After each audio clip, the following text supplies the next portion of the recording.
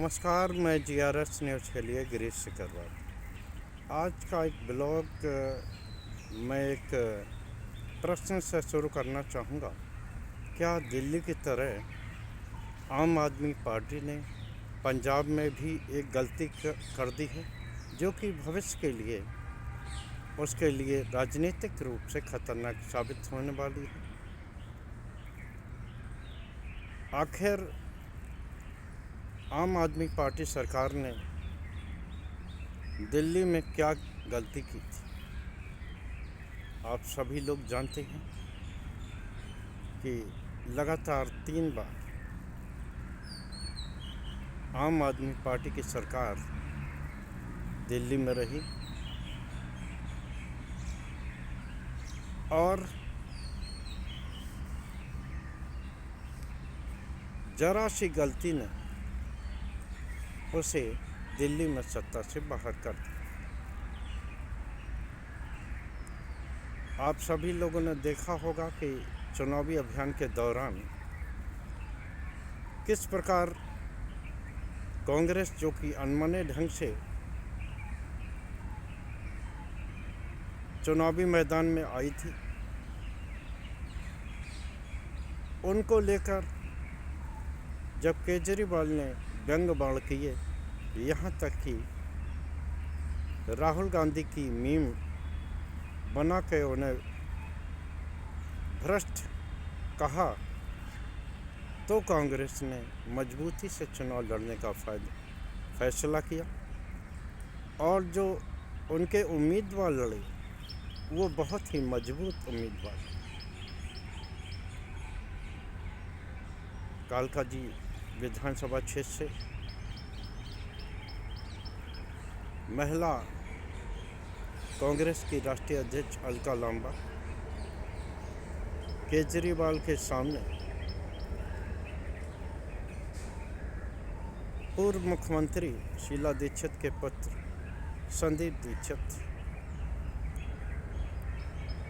और जो मजबूत कैंडिडेट थे, मनीष सिसोदिया, उनके खिलाफ भी कांग्रेस ने एक अच्छा प्रत्याशी लड़ाया। सौरभ भारद्वाज के खिलाफ भी अच्छा प्रत्याशी लड़ाया गया, जिससे कि आम जनता में भी यह संदेश गया कि कांग्रेस, जो कि लगातार भले ही जीरो पर आउट हो रही थी, चुनाव को भी वो जीरो की तरह लड़ रही थी, लेकिन इस बार जैसे उसने गंभीर और मजबूत प्रत्याशी लड़ाई और कांग्रेस भी जिस तरह से आक्रामक ढंग से प्रचार करती दिखी, उसने निश्चित तौर पर ये दर्शाने का प्रयास किया और उसका परिणाम भी ये आया कि आम आदमी पार्टी, जो प्रधानमंत्री तक को चैलेंज कर रही थी कि मुझको हटाने के लिए आपको दूसरा जन्म लेना पड़ेगा, वो सत्ता से बाहर। वैसी ही गलती पंजाब में आम आदमी पार्टी की सरकार के मुख्यमंत्री भगवंत मान ने कर दी। आज अपनी मांगों के लिए पंजाब के किसान धरना प्रदर्शन करना चाहते थे। इसको लेकर भगवंत मान के बुलावे पर किसान संगठन उनसे मिलने के लिए पहुंचे। चूँकि ये धरने का जो कार्यक्रम था ये पूर्व नियोजित था,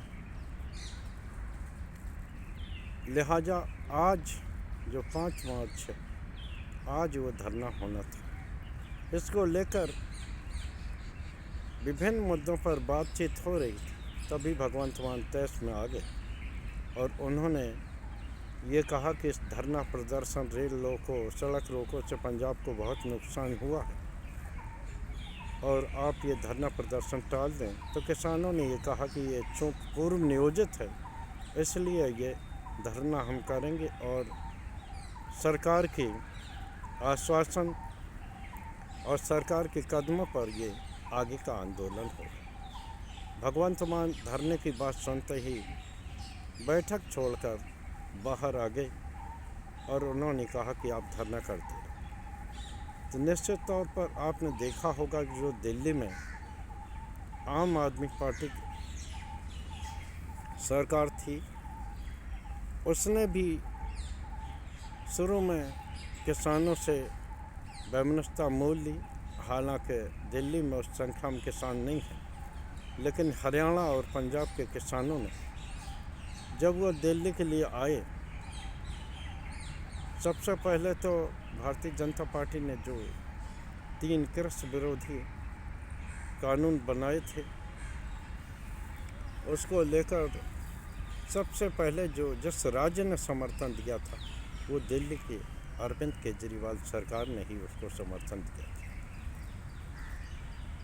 उसी ने किसानों को बैठने के लिए दिल्ली के अंदर जगह नहीं दी। कहा तो ये तक जाता है कि अरविंद केजरीवाल ने किसानों को डिटेन करने के लिए भी तमाम मैदान और तमाम उसकी व्यवस्था कर दी थी। खैर, वही उसी नक्शे कदम पर भगवंत मान भी अब बढ़ते गए। जिस तरह उन्होंने किसानों से बुराई ली और उनको उल्टा सीधा कहा, ये एक तरह से भारतीय जनता पार्टी की भाषा है, जो चुनाव के दौरान तो किसानों को अन्नदाता कहती है और उनके पक्ष में खड़े होने का दावा करती है, लेकिन जब मतलब निकल जाता है, उनकी सरकार बन जाती है या चुनाव करीब नहीं होते, तो वही भारतीय जनता पार्टी उन्हें कपड़ों से पहचानने लगती है। उन्हें आतंकवादी, नक्सलवादी, थलुआ और जाने क्या क्या बताने लगती। वही भगवंत मान ने कर दी। आप सभी लोग जानते हैं, पंजाब में किसानों की एक मजबूत लॉबी है और ग्रामीण क्षेत्रों में भी उनका अच्छा खासा दखल रहा। अगर पंजाब के किसान आम आदमी पार्टी से किनारा करते, तो जो आम आदमी पार्टी पंजाब में थम्बिंग मेजॉरिटी के साथ सरकार चला रही, वो एक झटके में सत्ता से बाहर हुई, क्योंकि आम आदमी पार्टी का तो न तो कोई निश्चित सिद्धांत है और न ही कुछ वो बात। जिस दिल्ली मॉडल के सहारे वो पंजाब में सत्ता में आए थे, वो मॉडल भी दिल्ली में ही धराशायी हुआ और उन्हें सत्ता से बाहर जाना पड़ा, क्योंकि उनके पास जो कुछ था वो फ्री बीच के सहारे था और उस आंदोलन के सहारे था जो आंदोलन करके भ्रष्टाचार के खिलाफ वो सत्ता में आए थे। लेकिन आज सभी ने देखा कि उसी भ्रष्टाचार को लेकर आम आदमी पार्टी के शीर्ष नेता जेल में भी बंद रहे। एक तरह से उनकी छवि पर डेंट लगा और वो पार्टी जो आंदोलन से ही निकली, किस प्रकार 2012-11 का हमें समय याद आता है, 13 का भी समय आता है, जब केजरीवाल अधिक बिल आने पर किस तरह से आम जनता के कनेक्शन जोड़ा करते थे खम्भों पर चढ़ के, और वो कहते थे कि बिल मत देना क्योंकि बिल बहुत ज़्यादा आ रहा, और सड़कों पर उतरकर विभिन्न मुद्दों पर आंदोलन किया करते थे। आज वही केजरीवाल और उनकी पार्टी किसानों को उनकी आंदोलन को करने से रोकती। आखिर क्या वो भी भारतीय जनता पार्टी के तरह नक्शे कदम पर चल चुकी है कि विपक्ष के रहने के दौरान इस भारतीय जनता पार्टी ने न सिर्फ विभिन्न मुद्दों के लिए सदन को बाधित किया, बल्कि सड़कों पर उतरकर भी आंदोलन किए। लेकिन आज वही भारतीय जनता पार्टी जब सत्ता में बैठी है विभिन्न राज्यों में, केंद्र में, तो उसे वही आंदोलन बेकार लगने लगे हैं। और वो व्यक्ति जो जैसा आचरण खुद भारतीय जनता पार्टी या आम आदमी पार्टी करती थी, वो लोग ही जो आंदोलन करता था, वो लोग अब नक्सलवादी और खालिस्तानी लगने लगे। मैंने अपने पहले ब्लॉग में आपको इसीलिए बता दिया था कि क्या भारतीय जनता पार्टी ने पंजाब के किसानों पर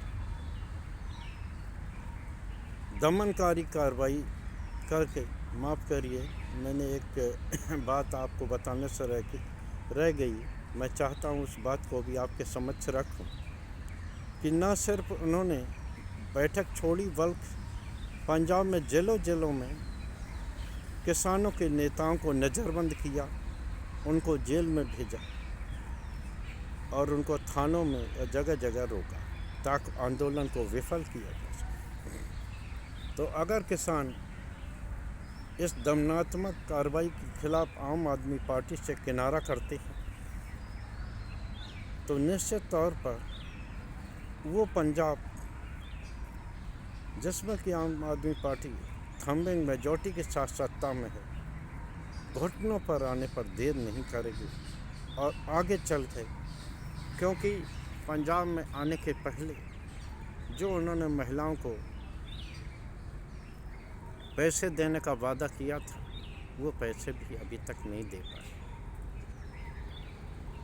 आधा कार्यकाल उन्होंने निकाल दिया और वो दिल्ली समेत अन्य प्रदेशों की राजनीति में वहाँ के मुख्यमंत्री बिजी रहे। यहाँ तक कि पंजाब से ज़्यादा समय उन्होंने बाहरी यात्रा पर गुजारा। इसके भी आरोप लगते रहे। चूँकि आधा कार्यकाल निकल गया है और आधा कार्यकाल अभी बाकी है। देखना ये है कि क्या भगवंत मान किसान आंदोलन पर बैक होंगे या इसी तरह का उनका रवैया जारी रहेगा। जैसा कि मैंने पहले बताया कि निश्चित तौर पर अगर वो किसानों से या आंदोलन से इस तरह का संदेश देने की कोशिश करते हैं कि वो किसानों के खिलाफ हैं, तो ये एक राजनीतिक भूल होगी और हो सकता है पंजाब में भी उन्हें सत्ता से बाहर जाना पड़े। आज के ब्लॉग में बस इतना ही। जय हिंद, जय भारत। कल फिर किसी मुद्दे पर आपके समक्ष हाजिर हूँ।